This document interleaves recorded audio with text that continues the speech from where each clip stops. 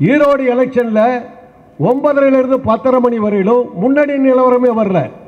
ஓட்டு எண்ணிக்கை நேர்மையாக நடத்த எண்ணிக்கை ஆரம்பித்தாங்க. உடனே எதிர்த்து நின்று அதிமுக வேட்பாளர் 11:30 மணிக்கு நான் தோற்று விட்டேன், இங்கே ஜனநாயகம் தோற்று விட்டது எல்லாம் தெரிஞ்சு போச்சு. ஓட்டு எண்ணிக்கை நேர்மையான எண்ண போகிறாங்க, நம்ம ஜெயிக்க போகிறதில்ல. விளைவு என்னாச்சு? 70,000 வாக்கு வித்தியாசத்தில் பாஜக கூட்டணி தோத்துச்சுங்க. அதுதான் உண்மையான நிலை. அப்படி இருக்கும்போது இன்றைக்கி வந்து நாங்கள் எல்லா இடத்துலையும் ஜெயிப்போம் எந்த தைரியத்தில் நீங்கள் சொல்கிறீங்க? உழவர்கள் உன் கண்ணு முன்னாடி டெல்லியில் வந்து பார்லிமெண்ட்டுக்கு முன்னாடி உளுந்து செத்துக்கிட்டு இருக்கிறான். நீ என்ன தைரியமும் திமிரும் இருந்தால் ஒரு துபாயில் போய் ஒரு ராமர் கோயிலில் போய் சுண்டல் விற்றுக்கிட்டு இருப்ப. என்ன ராமன் தானே இன்னைக்கு ஒரு முக்கியம்? பொட்டாட்டியை காப்பாற்றுறதுக்கு வக்கில்லாத ஒரு ராமனுக்கு போய் கோயிலை கட்டிக்கிட்டு இருக்கிறேன். நான் ஒரு கல்லூரியில் நான் ஒரு தொழிலில் நான் ஒரு டாக்டர், வைத்தியம் பண்ணுற டாக்டர், ஊசி போடுற டாக்டர், பிஹெச்டி டாக்டர் இல்லை, ஊசி எல்லாம் போட்டு மருத்துவம் பார்க்குற டாக்டர்.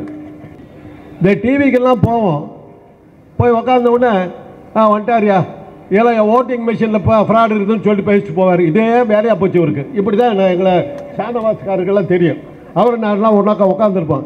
ஏன்டா ஒரு சிம் கார்டை வச்சு ஊதுனா வியாதியவே கண்டுபிடிக்க முடியும்னா இதை வச்சுக்கிட்டு என்னென்னலாம் நான் பண்ண முடியும்னாங்க. அப்போ தான் ஒரு பையன் சொன்னான், சார் வச்சிருக்கிறாங்களே இவிஎம் மிஷின், ஓட்டிங் மிஷின் ஒன்று, அது பெரிய ஒரு செல்ஃபோன் தான் சார்.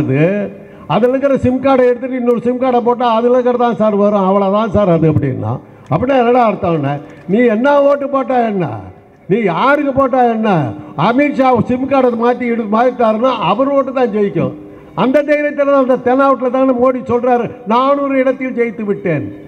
நீங்களும் நாடாளிக்கு ஓட்டு போடுற அன்றைக்கி எல்லாம் ட்ரெஸ் எல்லாம் பண்ணிக்கிட்டு திருவிழா மாதிரி போயிட்டு தேர் திருவிழாவுக்கு போகிற மாதிரி போயிட்டு வர போகிறோம்.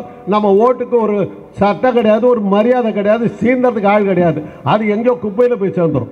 இன்றைக்கி ஒரு முக்கியமான ஒரு பிரச்சனை இது வந்து தோழர் ஐயநாதன் இங்கே உட்காந்து முதல்ல பேசிட்டு உட்காந்துருக்காரு. அவரும் நானும் தான் பைத்தியக்காரத்தனமாக பேசிக்கிட்டு இருந்தோம். இந்த டிவிக்கெல்லாம் போவோம், போய் உட்காந்த உடனே வந்துட்டாரியா ஏன்னா ஓட்டிங் மிஷினில் ஃப்ராட் இருக்குதுன்னு சொல்லிட்டு பேசிட்டு போவார். இதே வேலையாக போச்சு இவருக்கு. இப்படி தான் எங்களை சாந்தவாசக்காரருக்கெல்லாம் தெரியும். அவர் நான்லாம் ஒன்றாக்கா உட்காந்துருப்பான். என்னை பார்த்தவொடனே சொல்லுவாங்க இவனுக்கு வேறு பேச்சாக வராது, அதை தான் பேசிக்கிட்டு இருப்பான்னு. நானும் ஐயநாதன் சார் ஒரு தடவை பேசிக்கிட்டேன். என்னங்க நாம் 2 பேர் தான் அங்கெல்லாம் வச்சுக்கிட்டு இருக்கிறோமா? இப்படி ஒரு பெரிய ஃப்ராடிங்க நடந்துக்கிட்டே இருக்குது. இது கேட்பார் இல்லையான்னு பார்த்துக்கிட்டு இருக்கும்போது தான் பார்க்குறேன், திடீர்னு பார்க்குறேன். இதுக்கு முன்னாடி ஒரு 10 நாளைக்கு முன்னாடி ஒரு நிகழ்ச்சி நடந்தது. அன்றைக்கே என்னை கூப்பிட்டாங்க, தலைவர் அவர்கள் சொல்கிறார் நீ வரணும்னு சொல்கிறாரு அப்படின்னாங்க. அன்றைக்கி என்னுடைய வீட்டில் ஒரு துக்க நிகழ்ச்சி நடந்தது. இங்கே பக்கத்துலேயே தான் அது நடந்தது. அதனால் அன்றைக்கி வர முடியல. இன்றைக்கி நான் வந்திருக்கிறேன். நான் ஒரு கல்லூரியில் நான் ஒரு தொழிலில் நான் ஒரு டாக்டர், வைத்தியம் பண்ணுற டாக்டர், ஊசி போடுற டாக்டர், பிஹெச்டி டாக்டர் இல்லை, ஊசி எல்லாம் போட்டு மருத்துவம் பார்க்குற டாக்டர். ஒரு கல்லூரியில் வேலை பார்க்குறேன், பொறியியல் கல்லூரியில் டாக்டராக இருக்கிறேன். அந்த பொறியியல் கல்லூரியில் மாணவர்கள் பல விஷயங்கள் செய்கிறாங்க. உதாரணத்துக்கு சொல்கிறேன், என்னுடைய மாணவர்கள் உப்புன்னு ஊதுனாக்கா சர்க்கரை வியாதி இருக்குதான்னு கண்டுபிடிக்கிற இயந்திரங்களை எல்லாம் செஞ்சு அதுக்கு பரிசெல்லாம் வாங்கியிருக்கிறாங்க. அவங்களுக்கு நான் தலைவராக இருக்கேன். அப்போ தான் நான் கேட்டேன், ஏண்டா ஒரு சிம் கார்டை வச்சு ஊதுனா வியாதியவே கண்டுபிடிக்க முடியும்னா இதை வச்சுக்கிட்டு என்னென்னலாம் நான் பண்ண முடியும்னாங்க. அப்போ தான் ஒரு பையன் சொன்னான், சார் வச்சிருக்கிறாங்களே இவிஎம் மிஷின், ஓட்டிங் மிஷின் ஒன்று, அது பெரிய ஒரு செல்ஃபோன் தான் சார்.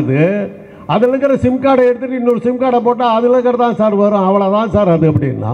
அப்படின்னா என்னடா அர்த்தம்னா, நீ என்ன ஓட்டு போட்டா என்ன, நீ யாருக்கு போட்டா என்ன, அமித்ஷா சிம் கார்டை மாற்றிட்டாருன்னா அவர் ஓட்டு தான் ஜெயிக்கும். அந்த தைரியத்தில் அந்த தென்னாவட்டில் தானே மோடி சொல்கிறாரு 400 இடத்தில் ஜெயித்து விட்டேன். பார்லிமெண்ட்டில் அனௌன்ஸ் பண்ணுறாருங்க, எலெக்ஷன் கமிஷன் சொல்கிறாரு, வேறு 400 இடத்துல நான் ஜெயிச்சுட்டேன், ரிசல்ட் அதுக்கு தகுந்த மாதிரி செட் பண்ணு. எலெக்ஷன் கமிஷன் உத்தரவு போட்டார், ரெடி ஆகிடுச்சு. நீங்களும் நாடாளிக்கு ஓட்டு போடுற அன்றைக்கி எல்லாம் ட்ரெஸ் எல்லாம் பண்ணிக்கிட்டு திருவிழா மாதிரி போயிட்டு தேர் திருவிழாவுக்கு போகிற மாதிரி போயிட்டு வர போகிறோம். நம்ம ஓட்டுக்கு ஒரு சட்டம் கிடையாது, ஒரு மரியாதை கிடையாது, சீந்தறதுக்கு ஆள் கிடையாது. அது எங்கேயோ குப்பையில் போய் சேர்ந்துடும். அவங்க ஓட்டு தான். ஏற்கனவே ஷானவாசா சாரை பேசும்போது சொன்னாங்க, நீங்கள் ஓட்டு எண்ணிக்கை நடக்கும்போது நீங்கள் வேடிக்கை பார்க்கணுன்னா டிவிலெலாம் போய் உட்காந்துருப்பேன். 8 மணிக்கு ஓட்டு ஆரம்பிக்கும் எண்ணிக்கை. 10 மணி வரையிலும் பார்த்தீங்கன்னா எதிர்கட்சிகள் வெற்றி வந்துக்கிட்டே இருக்கும். எதிர்பார்த்தபடியே பாஜகவுக்கு எதிரான வாக்குகள் மிக பிரமாதமாக வந்து கொண்டிருக்கிறது. பாஜக தோல்வியை நோக்கி போய் கொண்டிருக்கிறதுலாம் எங்கள் மாதிரி ஆளுங்களாம் தொண்டை தண்ணி போக கத்திக்கிட்டு இருப்போம். 10 மணிக்கு எதிர்பாராத திருப்பம் பாஜக முன்னிலையில் வந்து கொண்டே இருக்கிறது. 16 மணிக்கு சமமாகிவிட்டது. 2 கட்சிகளும் சமமாகிவிட்டு 12 மணிக்கு முந்துகிறார்கள். 4 மணிக்கு பாஜக வெற்றி முடிஞ்சு போச்சு. இதுதான் ஒவ்வொரு தேர்தலையும் முடிவுகள். நீங்க பாருங்க, சிரிச்சிட்டு போயிடாதீங்க, கை தட்டிட்டு போயிடாதீங்க. ஈரோடு எலெக்ஷன்ல 9:30 10:30 மணி வரையிலும் முன்னணி நிலவரமே வரல. நான் ஒரு டிவியில் உட்காந்து பார்த்துக்கிட்டு இருக்கிறேன். என்னையா நடக்குது, 1 மணி நேரமா முன்னிலை நிலவரமே வர்ற என்னையான்னு கேட்டுக்கிட்டு இருக்கும்போது அங்க இருந்த உங்களை போன்ற ஊடக நண்பர்கள் என்ன நடக்குதுன்னு சண்டைக்கு போனாங்க. கலெக்டர் ஓடியாடுறாரு, உள்ள எல்லாம் நேர்மையாக தான் நடக்குது. முடியாது, நாங்கள் உள்ள போவோம், ஓட்டு இடத்துக்கு நாங்கள் போவோன்றாங்க. உடனே ஒரு போலீஸ் அதிகாரி இங்க ஒண்ணுமே தப்பு நடக்கலைங்க கேட்கிறாரு. பார்த்தாங்க எலெக்ஷன் அந்த ஆணைய அதிகாரிகள்லாம் பார்த்தாங்க, ஓ இதுக்கு மேலே போனால் உதவு விடுவோம், வேற வழி இல்லை. ஓட்டு எண்ணிக்கை நேர்மையாக நடத்த எண்ணிக்கை ஆரம்பிச்சாங்க. உடனே எதிர்த்து நின்று அதிமுக வேட்பாளர் 11:30 மணிக்கு நான் தோற்று விட்டேன், இங்கே ஜனநாயகம் தோற்று விட்டது எனக்கு தெரிஞ்சு போச்சு. ஓட்டு எண்ணிக்கை நேர்மையான எண்ண போறாங்க, நம்ம ஜெயிக்க போறதில்லை. விளைவு என்னாச்சு, 70,000 வாக்கு வித்தியாசத்தில் பாஜக கூட்டணி தோத்துச்சுங்க. அதுதான் உண்மையான நிலை. அப்படி இருக்கும்போது இன்னைக்கு வந்து நாங்கள் எல்லா இடத்துலையும் ஜெயிப்போம் எந்த தைரியத்தில் நீங்க சொல்றீங்க? உழவர்கள் கண்ணு முன்னாடி டெல்லியில் வந்து பார்லிமெண்ட்டுக்கு முன்னாடி உளுந்து செத்துக்கிட்டு இருக்கிறான். நீ என்ன தைரியமும் திமிரும் இருந்தா ஒரு துபாயில் போய் ஒரு ராமர் கோயிலில் போய் சுண்டல் வித்துக்கிட்டு இருப்ப. என்ன ராமன் தானே இன்னைக்கு ஒரு முக்கியம்? பொண்டாட்டியை காப்பாற்றுறது வக்கில்லாத ஒரு ராமனுக்கு போய் கோயிலை கட்டிக்கிட்டு இருக்கிற. காலமெல்லாம் சீதையை சாகடிச்சு நாசம் பண்ண நீ. உனக்கு இஷ்டம் இருந்தாக்க நீ விபீஷனோட போய் சேருன்னு சொன்ன ஒரு ராமனுக்கு கோயிலாயா? இங்க இருக்கிற பெண்கள் யோசிக்கணும். உங்களையெல்லாம் என்ன கேவலப்படுத்திருக்கானுங்க உனங்க.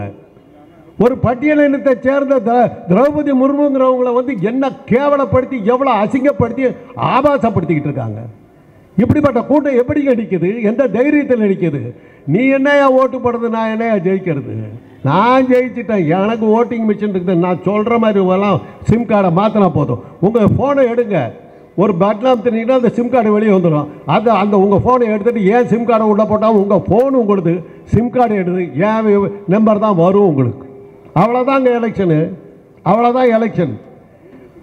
ஆக ஒரு வகையில் நானும் ஐயனாரும் சாரும் தனியாக கஷ்டப்பட்டு போராடி ஏழுக்கும் கிண்டலுக்கும் ஆளாகிக்கிட்டு இருந்த ஒரு விஷயம் இன்னைக்கு அகில இந்தியாவிலும் போகிறது மாத்திரம் இல்லாமல் ஒரு எழுச்சி தமிழர் போன்ற ஒரு முக்கியமான தலைவர்கள் அதை கையில் எடுத்துக்கிறார்கள் போது இத்தனை வயது வரையில் நான் வாழ்ந்து அரசியலில் நான் நேரடியாக ஈடுபடலைன்னா கூட ஒரு அரசியல் பின்னணி குடும்பத்தை சேர்ந்தவங்கிற முறையில் எனக்கு இருந்த ஒரு ஆதங்கம், யார் யாரோ போராடி பெற்ற வாதாடி பெற்ற உயிரை நீத்து பெற்ற ஒரு ஜனநாயகம் இப்படிப்பட்ட ஆட்களால் அநியாயமாக அழிந்து கொண்டிருக்கிறது. அதை கூட தெரியாமல் மக்கள் அறியாமல் இருக்கிறார்களே. பாரதி அழகாக சொன்னான், கஞ்சி குடிப்பதற்கில்லார் அதன் காரணம் இதுவென்ற அறிவும் இல்லார். கஞ்சி குடிக்கிறது கஞ்சி இல்லை, அது கூட அவனுக்கு கவலை இல்லை. அது ஏன்டா நமக்கு கிடைக்கலங்கிற புத்தி கூட இவனுக்கு இல்லை. இந்த நிலைகட்ட மனிதரை நினைந்து விட்டால் நெஞ்சு பொறுக்குது இல்லையா? அதனால நீங்க எல்லாம் ஓட்டு போட்ட பிறகு நீங்கள் செய்ய வேண்டியது என்னன்னா, தேர்தல் ஆணைய அதிகாரிகளை கண்காணிப்போடு வைத்துக் கொள்ளுங்கள். தேர்தல் நடக்கிற அந்த எந்திரங்களை கண்காணிப்பாக பார்த்துக் கொள்ளுங்கள். ஈரோட்டில் அதை செய்தவர்கள் வெற்றி பெற்றார்கள். அதை ஏன் நாடு முழுவதும் நாம் செய்யக்கூடாது? அதற்கான துவக்க விழாவாக, எழுச்சி விழாவாக, அதற்கான போராட்டத்துக்கான ஆரம்பமான விழாவாக இந்த விழா அமைய வேண்டும் என்று கேட்டுக்கொள்கிறேன்.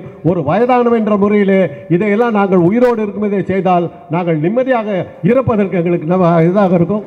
நன்றி, வணக்கம்.